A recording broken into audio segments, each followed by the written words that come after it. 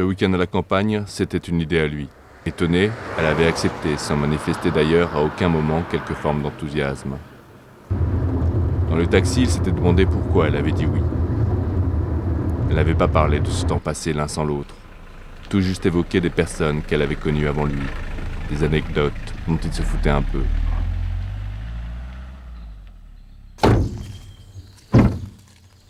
En découvrant l'endroit, pourtant, elle avait failli le féliciter. En entrant, ils découvrirent deux lits séparés. Il considéra ces divisions comme un écho de leur dernière rupture. Elle y vit le signe de l'inévitable déréliction de la relation. Cependant, sans dire un mot, ému par un reste d'empathie, ils réaménagèrent une espèce de lit conjugal. Il alluma le téléviseur, elle fit couler un bain. Allô ? Kate, c'est moi. Il faut qu'on se voit ce soir. Nicolas, c'est à propos du travail ? Non, c'est à propos de nous. Vous me manquez.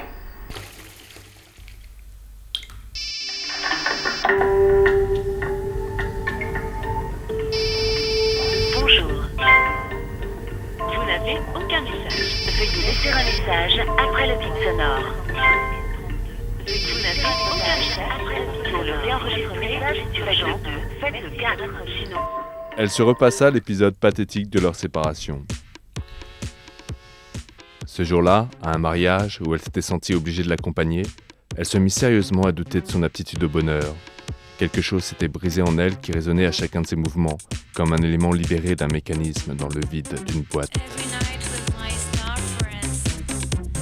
Durant la cérémonie, les jeunes mariés, manifestant une sorte de joie obscène, lui étaient apparus comme un négatif de son propre couple. Elle l'observait de loin. Il était saoul depuis longtemps. Il avait envie de lancer des boules de pétanque au hasard dans ce chapiteau de merde. Elle s'était déjà discrètement éclipsée quand il s'écroula par terre.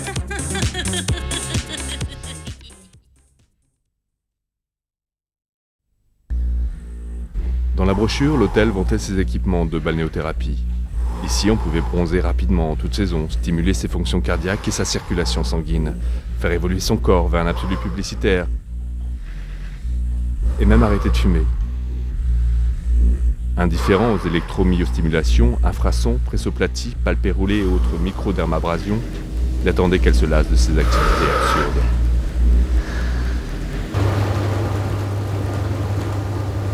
Il essaya bien de la suivre dans le jacuzzi, mais agacée par cette promiscuité, elle le planta là pour rejoindre la piscine. Il la regardait maintenant nager mécaniquement d'un bord à l'autre. Tu connais la princesse charmante ? Hein ? C'est une tulipe. La seule tulipe qui a une odeur. Ah, je savais même pas que les tulipes avaient pas d'odeur. J'ai entendu ça à la radio l'autre jour.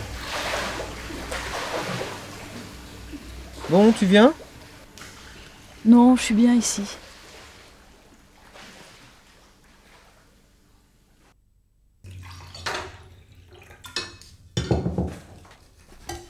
T'as pas faim ? Non, vraiment, je sais pas. C'est bon ? Bah oui, de la brandade de morue. Non, non. Mange, toi. Mais ça va pas, t'es tout palpitant. Si, c'est juste... C'est juste que j'ai envie de fumer, j'ai mal au bide, et puis tu m'emmerdes. Tu picoles trop. Ah bah oui, c'est sans doute ça. Quoi, t'es angoissé à cause de moi ? Écoute, j'ai envie de te mordre.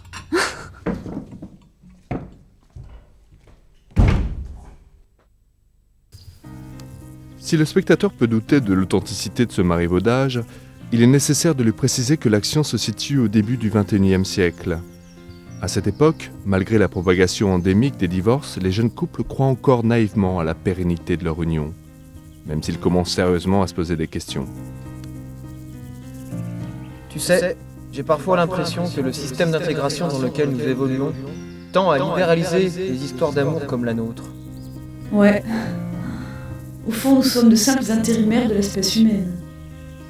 Tu vois, cette histoire d'amour, comme tu dis si bien, est en fait qu'un contrat à durée déterminée. Lors de la division produisant les cellules sexuelles, les chromosomes effectuent une étrange valse. Ils s'apparient et s'enchevêtrent étroitement avant de se séparer pour se retrouver à l'état célibataire dans les gamètes. Ton amour transi, il m'étouffe. Ah ouais, c'est ça. Arrête. Je veux pas qu'on m'aime, de toute façon. Et le silence qui suivit fut l'ultime lien de connivence qu'ils marchandèrent.